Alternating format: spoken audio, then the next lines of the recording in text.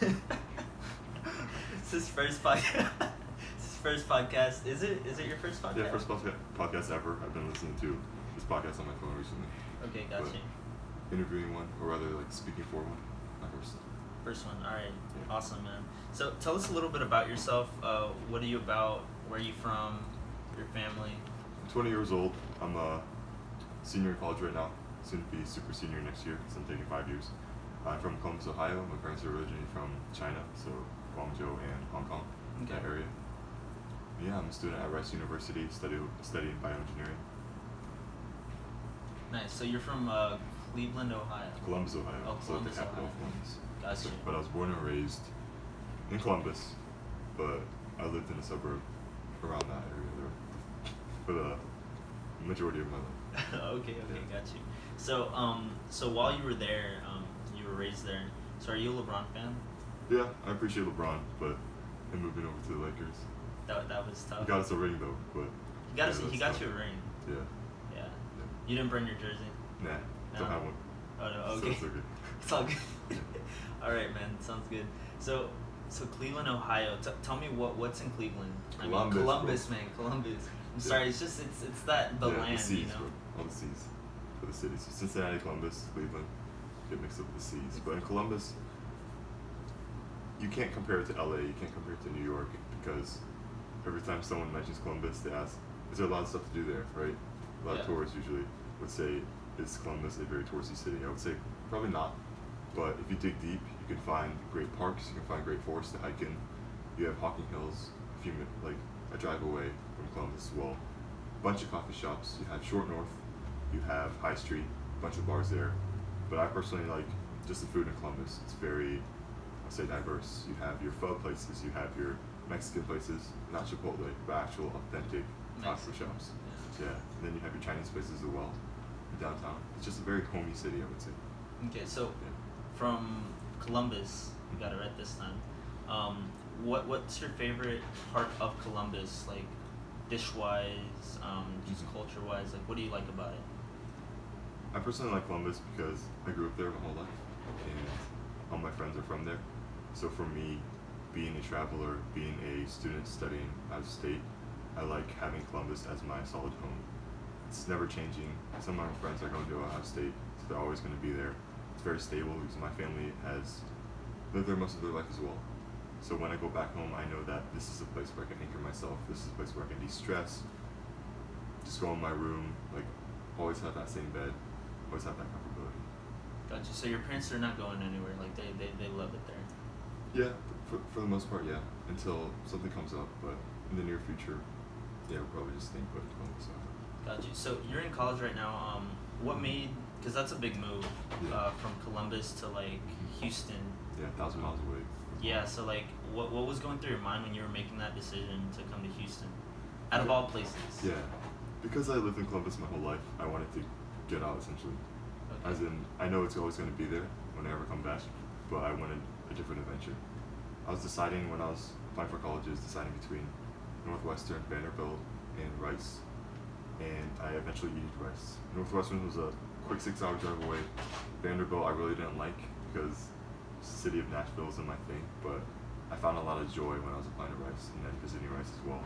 So I'm happy that even though it's a 17-hour drive, a 3-hour, 4-hour flight non-stop, I really appreciated the Rice diversity. I really appreciated the people there and people here, and yeah, I just made Rice my own home as well. That's awesome, man. And so, did you drive the first time you went to Rice? Never. Did you drive or you flew? I've never driven 17 hours to. Okay. But yeah, flying all the time. All the time flying. Yeah. Okay, gotcha. So always remember, if you're going out of state for college, sign up for just all the airlines, all the reward programs. So on Southwest, I recently got my first free flight after just flying so much. So yeah, just perks. Okay, guys.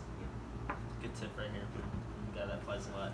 All right, so before we started the podcast, we were talking about China. You went to China. Yeah. What were you doing in China? How was the experience? So I went to China my first time ever, my freshman year of high school. So that was a pretty long time ago.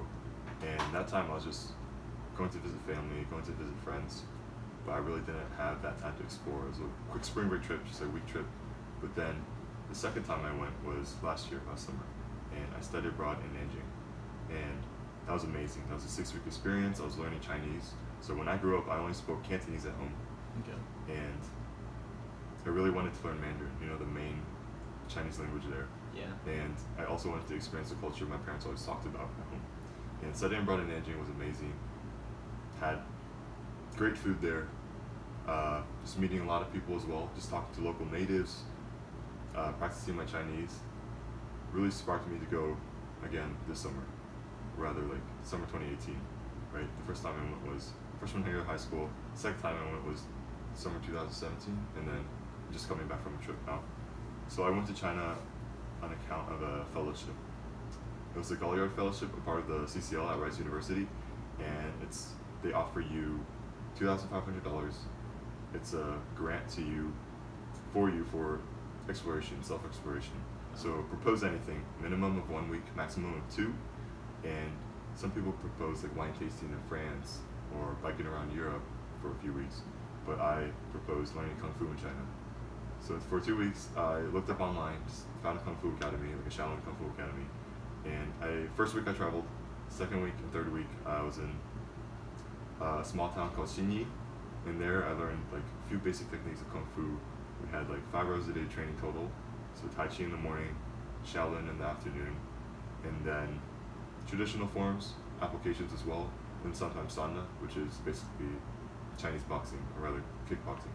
Okay. So I was in China for a bit of travel, a bit of Kung Fu, and then after that.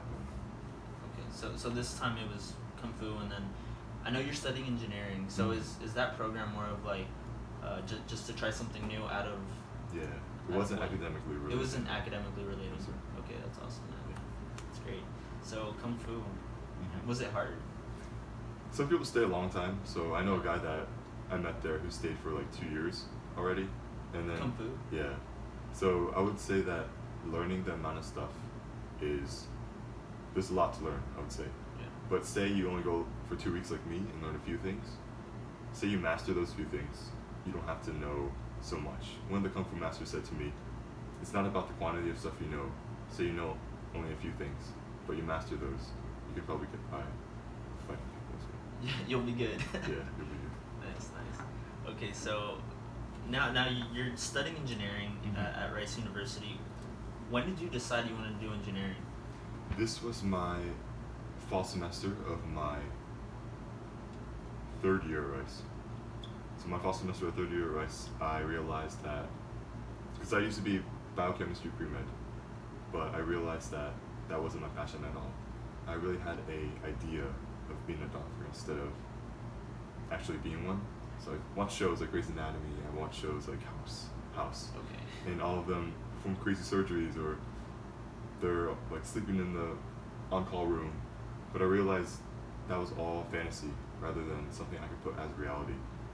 Also academically, I didn't really like the memorization part. I really liked the hands-on applications because I felt like rote memorization of every part of a cell didn't appeal to me as much as learning the mechanics of a prosthetic arm, for example, and eventually making one yourself at the OEDK at Rice.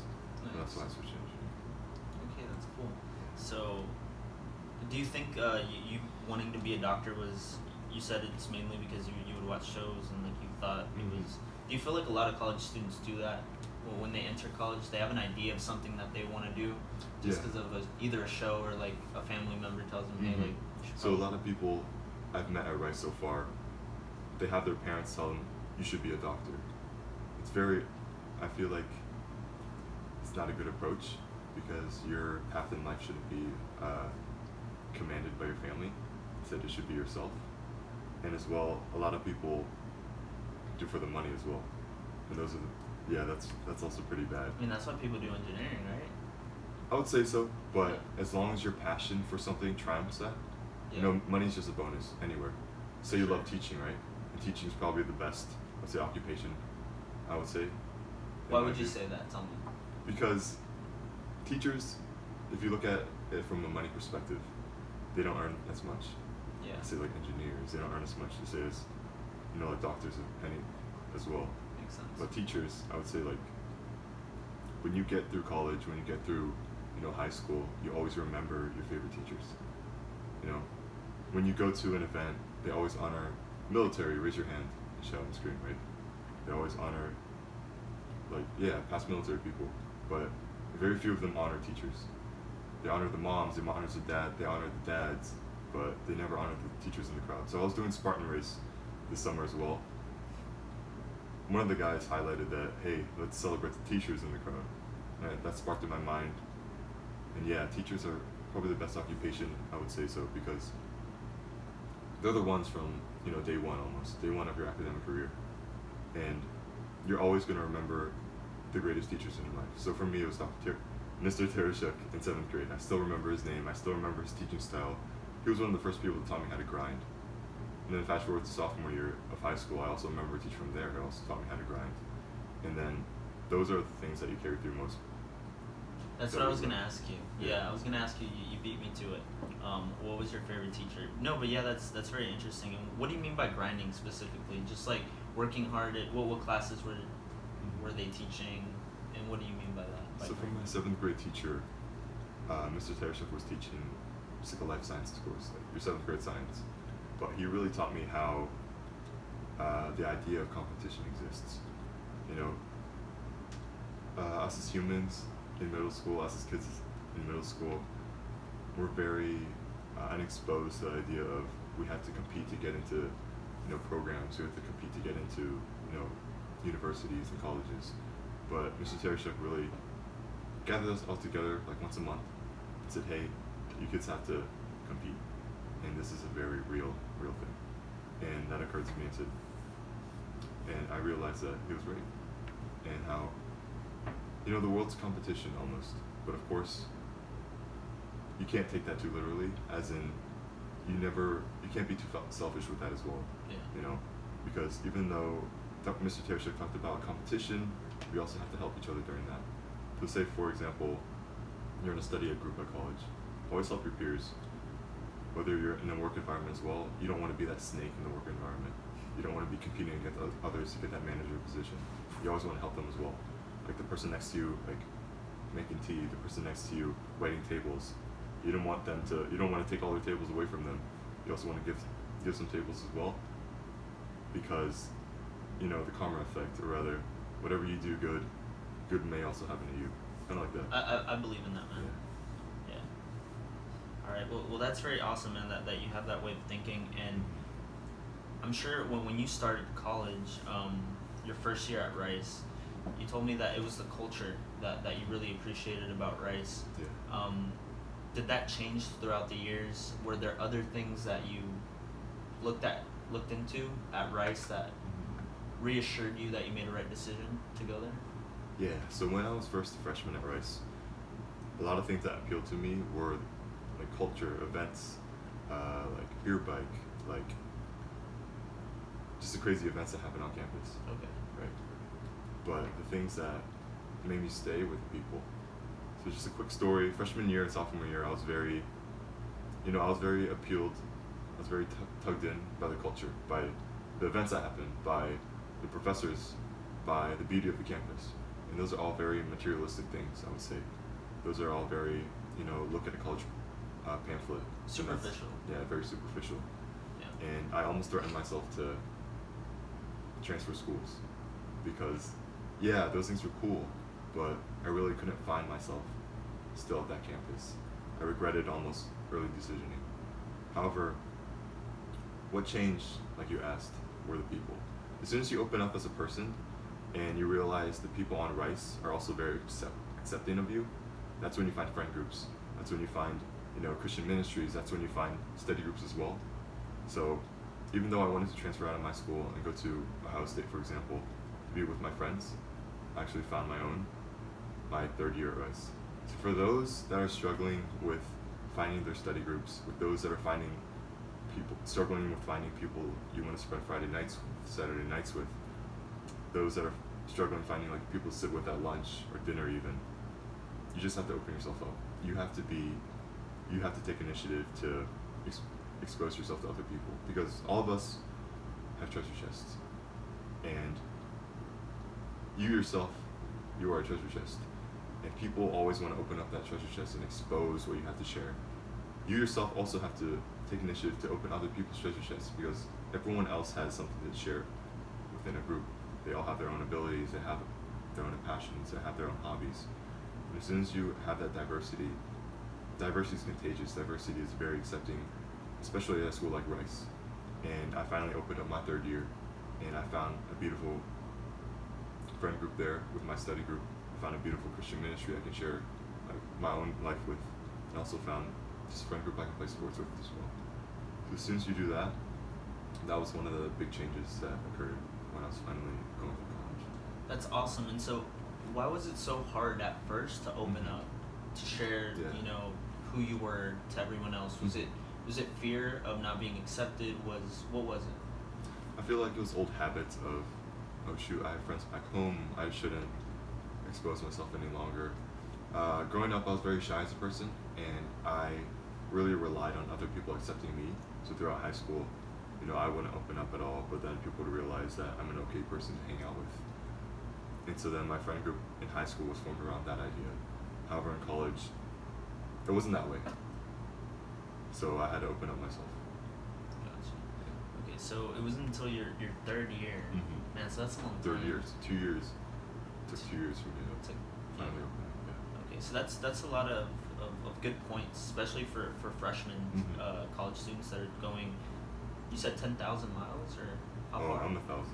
1,000. Okay, Yeah. 10,000 is a stretch. Yeah, that's like. Okay.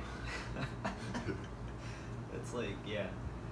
So that's awesome, man. Tell us a little bit about the hobbies. You kind of touched on them right now. You said you do. You're in a Christian ministry organization or club. Yeah. You do sports on the side. I know at the time when we met, you were hitting the gym heavy. Yeah. You still do that, or? Yeah. So let's touch on the Christian ministry group first. Gotcha. So as soon as I was visiting Rice, I found just like Christian ministry group someone told me to join, and that was called Chi Alpha. So I really enjoyed that experience. They have large groups every Thursday at 7 p.m. And apart from that, you also have small groups that are formed, just like 5 or 6 people, and then you talk about Bible study like once a week throughout the night. And during that small group, you also interact with each other, and then you find things to share, you find Bible verses to share, and then you have that bondage, that brotherhood in that as well. And apart from Chi Alpha, I also joined New Life in my third year. New Life Fellowship's a more, Korean ministry centered around a church about 40 minutes away from Houston, Central Houston. And they also have small groups, what they're called house churches. And that was when I really found other groups to share my life with, apart from just sharing Bible verses with, apart from just sharing scripture with. I also found that time to share throughout my week, share my struggles, share my praises. And that is also another great fellowship, a great bonding experience I had at Rice. So Christian ministries, 1. 2, sports. So a lot of IM sports are offered at Rice campus, club sports as well. So I played rugby a couple semesters at Rice, and all their sports have their own traditions, all their sports have their own just like repertoires of how they operate. Rugby is a very manly, I would say it's a very bro sport, and being exposed to that culture was very close knit, because the boys would always encourage each other. We're always on the field playing touch, either playing tackle rugby, my bad. Yeah, it's completely different. But being exposed to rugby was also, boom, another just like group that I formed. And then study groups as well. So study groups are groups whether or not you're in the same major or not, whether or not you're in the same classes. Those people will share common interests with you academically, and then that's completely different as well, right? So study groups were another group I was with. Gotcha. Yeah. So it's really nice. So you had different sectors, right, of interests, Yeah. and after that, right now you're entering your junior year, correct? Or what would it be? Technically senior. Senior. You're technically senior. Yeah. Okay, and so this year, what are your goals, man? Like, what do you have in mind? What do you want to change? What do you want to do? Yeah. What's on your mind? So goals for the semester, relationship-wise, probably like being myself, keep being that person that people have already appreciated, that people have already tugged in, and just keep loving others as much as they can. Right? Sometimes we have the constant struggle of failing to love others, and then we blame ourselves and say, he's not friends with me, he's not appreciative of me, but it's really on us because we're not appreciating them. We're always looking at their flaws and saying, this guy is acting this way, this girl is acting this way, but instead you're not accepting how they are. You should love them despite of their flaws, right? Also, academically, I plan to really engage in my studies a lot more. So I've been at Rice for 3 years now, and taking that extra step to study after every class, all my notes. To form more study groups because I had a great experience doing that last year, and also going to office hours. So professors always set up like an hour block throughout the week, hour or two, and you should always put those on your calendar. Always attend those, even with the slightest question. Always prepare before because you don't want to show up saying, "Oh, should the professor just explain everything to me?" You don't want to do that. You always want to have set questions to ask. You always want to make sure you guys have topics to engage the professor with. Okay. And so at Rice, we're gonna put that on mute. I bet. It's all good. All right. So, at Rice, is there any professors that you have made that you have had a close relationship with, and that you feel would, I don't know, that you'll remember them just like you did in high school? Mm-hmm. Like. Probably my first professor at Rice, freshman year. She taught Ensign 120. This is Dr. Bishnoi. And, you know, Rice has great professors because it's a very top-tier school. But amongst those great professors, there are extraordinary ones. There are ones that take that initiative to meet with you. You don't have to go to their office hours. They come to you. There are ones that, you know, stay after class just to be with you. And if you have a question, like, feel free to ask. They would skip lunch for you. They would skip like part of their day just to be with you, just for you to understand the material. So Dr. Bishnoi was one of those professors.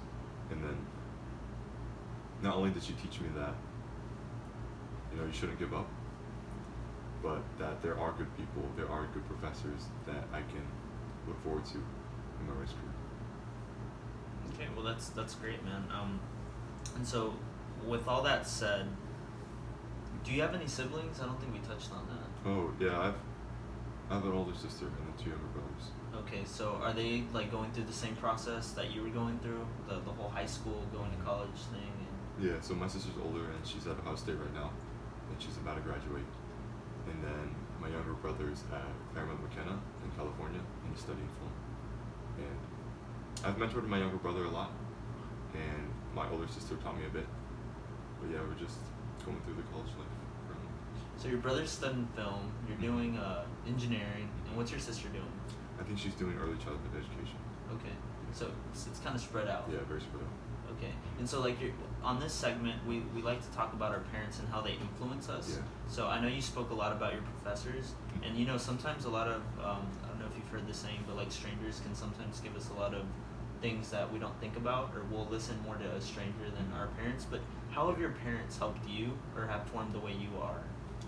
Okay, so when I was growing up, the beauty of my parents are they're really different from, you know, your typical Asian parents that, you know, push you to do something that they want you to do. So tell me that. Well, what's a typical Asian like household? So stereotypical Asian parent would monitor your grades. She would take your like progress book or your ESSER account and look at your grades as much as she can. She would, you know, take a look at your report cards during middle school, high school. She would push you to do something that you probably don't want to do. She would take information from her other friends, like our aunties or aunts. Our aunties or uncles. And say, "Oh shoot, your cousin's a doctor, why don't you be one? Your cousin's a lawyer, why don't you be one?" Is that ingrained in the culture? That, Or what is it? I'm not too sure. I'm not sure if it's a culture thing, but it's a very, you should succeed if the rest of my family succeeds, right? Okay, gotcha. Yeah, but my parents were completely different. They were very hands-off. So my mom, I always remember her telling me this: take your time in college. You know, if it takes you 4, 5, 6 years, that's fine. That's completely fine. I'll pay for it, even if financial aid doesn't cover it. My mom also says, do whatever you want to do. It doesn't matter if you're a doctor. It doesn't matter if you're a teacher. It doesn't matter if you're an engineer. As long as you're happy, as long as you're joyful, do whatever you want to do. So I like how my parents have that beauty of, we're not pushing you to do this. We're not pushing you to do this. If you make $30K a year, that's fine. If you make $200K a year, that's fine. if you're unemployed for a few years and you're working alongside me waiting tables, that's completely fine. Bro, that's awesome. And so that's your mom and your dad. Yeah, both of them. That's great. So not everyone has that luxury, Yeah. of having parents like that. Yeah. So what could someone do that feels that pressure? Because it is Mhm. pressure, coming from your parents. Maybe with like anyone else telling you something, you can be like, well, screw you, Yeah. like you mean nothing. But like when it's your parents, it's different because it actually means something to you. So how would you give advice to someone that wants to do something completely different from what their parents have envisioned? So quick little story. In China, someone asked me to get a tattoo with him. And I said no. I saw this cool tattoo on his arm. It's like tribal print. I was like, it's pretty nice. He was like, you should come get one with us Saturday. I was like, no, my parents wouldn't let me. But his response was, it's easier to ask for forgiveness than permission.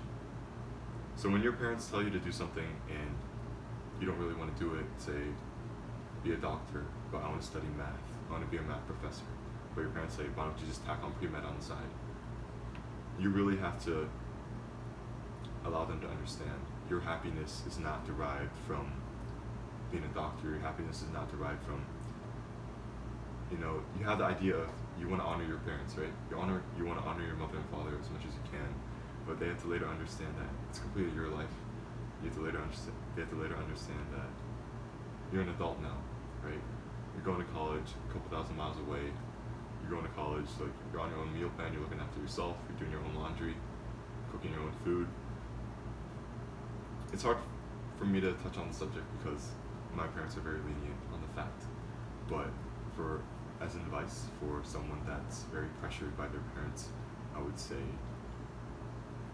you just really have to talk to them, right? If it's a money issue, then you realize that happiness is so much more important than money. If it's an issue regarding your cousin's a doctor, your lawyer's a doctor, you have to realize that diversity within family is also very, very cool. It's a good thing, yeah. So just quick advice. It's not super helpful, but just a quick baseline to get you guys started with combating your parents with that. Got you. Okay, and so now we've reached the part of the podcast where you have to leave us with 3 keys. So we already touched on your goals for this year, what's on your mind and everything, but just 3 keys that have helped you in your life that you just want to share with our audience. Good. 3 keys. So first and foremost, have faith. Right? Have faith in yourself, have faith in your parents, have faith in your studies. But for me, I'm very religious as a person. Okay. But so have faith in God, right? Have faith in the Grand Poobah if you believe in that. Have faith in your God, right? You always want to have faith in something. So whether or not you're praying every day, 5 times a day, whether or not you're praying 5 times a day, whether or not you're praying before every meal, Gotcha. Whether or not you're trusting your parents and having faith in them, whether or not you're staying up at night and studying, whether or not you're cooking your own meals and believing that they're healthy for you, have faith in all of that. Have faith in the things you do. It doesn't have to be religious faith. It doesn't have to be anything of that nature. Have faith in yourself, your parents, the things you do academically, have things you do, have faith in your friends as well. But number 1, first key is that, major key. Major key alert number 2. Major key alert number 2, alright. Major key alert number 2 is have an escape. Okay. So for me, it's my EDM playlist on Spotify. It's going to the gym at 5 a.m. because I can't take it anymore studying, right? Have an escape from the real world, whether or not that's binge watching Netflix. That's probably unhealthy for you, maybe 1 or 2 episodes is fine. Whether or not that's making your own classical playlist on Apple Music, on Spotify, whether or not it's just diving deep in a book, like a Harry Potter, Sorcerer's Stone if you have to, just going way back. Yeah, always have that escape whenever you're doing things. Okay, major key number 3 coming up, guys. Major key number 3 is to always love you and always love others. So one of the hardest parts about loving others is failing to love yourself as well. So you're trying to love someone, you're trying to appreciate who they are, you're trying to see past their flaws, see past their imperfections, but you have to realize that if you can't see past your own, if you're not confident in your own skin, if you're not if you're unable to, if you're trying too hard to fit in, then that's not really a good sign to further love someone else, right? So first and foremost, always love yourself. Appreciate for who you are, that God created you this way, fearfully and wonderfully. Appreciate that you're this person, you have flaws, but you also have amazing gifts. You're probably great at soccer, you're probably great at playing the violin, you're probably great at writing, telling stories, you're probably great at League of Legends if you play that game. But God, Fortnite, yeah, okay, that's what's going around, Fortnite, Overwatch. But God created you this way, and He put flaws and all, perfections and all in the little body of yours, right? And He made you this way beautifully. You have talents, beautiful, and you have different courages, beautiful, and you have different adventures that you want to go to, beautiful. You have different aspirations, beautiful. And you have to realize that He made you this way for someone else. He made you this way because you belong in this world like a puzzle piece. You belong perfectly, right? You may have a great voice, and maybe you're going to end up one day, you know, at open mic night somewhere and singing beautifully and then inspiring someone else to sing. You might have a great writing ability that you just write blogs online, and someone's going to come across your blog one day and say, oh shoot, this guy's amazing. This relates back to my old relationship. My heart is mending because this guy's writing is so beautiful, right? You might have a great athletic ability that you're kicking the soccer ball around the field, you're doing hat tricks and different tricks with your footwork, and you realize some guy in the stands is looking at you and saying, that is my inspiration, right? God made you a certain way such that you belong in this world for someone else. That goes on to my next point, and how you should love everyone. Everyone that you come across might not be up to your standards. Everyone that you come across might not be, might not be as perfect as you want it to be. They might snore. Your roommate might snore. Does your roommate snore? No, I have a single. So oh, you have it, so you're good. Single, yeah. Okay. Your mom might not cook the best food, but always be appreciative of everyone. They as well are also put on this earth because they have something to contribute, right? Always feed the homeless. If you're running across downtown and you see someone just sitting there, right? Imagine the thousands, hundreds of people that just walk by. Imagine the thousands of people that just look at his sign on cardboard and just walk by. So be that one person that stops, right? Say someone is handing out even flyers on the street. Imagine the number of people that put their hands up like this and just like put their hands up with that palm facing them and say no. Take that flyer, even if it's just like an advertisement for McDonald's, right? Imagine the store clerk, right? The store clerk that checks out your items and you forget to say thank you. Imagine the number of people that forget to say thank you, right? Just make their day with that. So first, love yourself. Appreciate for who you are. Appreciate that even though like you have flaws and all, that you're put on this earth for a purpose. Right? You're put on this earth because someone else is in need of you. And then realize that everyone else, they're all beautiful creations. They're all beautiful creatures. And appreciate all of them. It's awesome, man. Nice. Yeah. Beautiful, man. Beautiful. Thank you, man, for being on the podcast, for sharing Thanks what for you've having learned. me. Yeah. For sure, man. Yeah, and positivity all the way. We definitely got a lot of that from this interview. And we wish you the best, man. Yeah, thanks so much. Post-college and moving forward. It's a hard life out there. Just keep grinding, but remember to walk sometimes, We're always trying to strive for something. Strive for the best car, strive for the best grades, strive for the, the greatest diploma with your triple major, triple minor. But remember to walk, remember to stride. Instead of striving, remember to stride. Just take small baby steps sometimes. Take your time. You don't have to grind 24/7. Remember to take that quiet time. Just realize the things around you. Also, stay off your cell phone, because when you realize that hours a day are spent on a little rectangular device, you have the whole world around you that you have yet to experience. Gotcha, man. That's pro tip number 4 right there. Man, there's a loop he just broke right there. Okay. Alrighty, man. So thanks again for being on the podcast, and we wish you the best. Yeah, thanks so much. What the heck? Shoot. What messed happened, up a bro? bunch. What happened? Oh shoot, I messed up a bunch of times. Oh, for real? Yeah. What part? It's just like things I didn't know what to say. I was making stuff up. You were just making stuff up on the spot. So like, when you talked about the teacher, like who's your favorite teacher and like how they like do, I was like, not only did she teach me not to give up, I'm like, the heck? What is that? No, and the thing is, I don't know if you expected this to be like like scripted. Yeah. Because most people when I have them on the podcast, they're like, okay, so what's the script? You know, Mhm. stuff like that. I'm like, no, man, it's you. It's Yeah. like who you are. Like whatever comes out, it's you. So Okay. like if you're a dick, like it's gonna come out. Oh, okay. But no, you know. Yeah. So you did amazing, dude. You did really Yeah. good. So thanks for being Sure. on.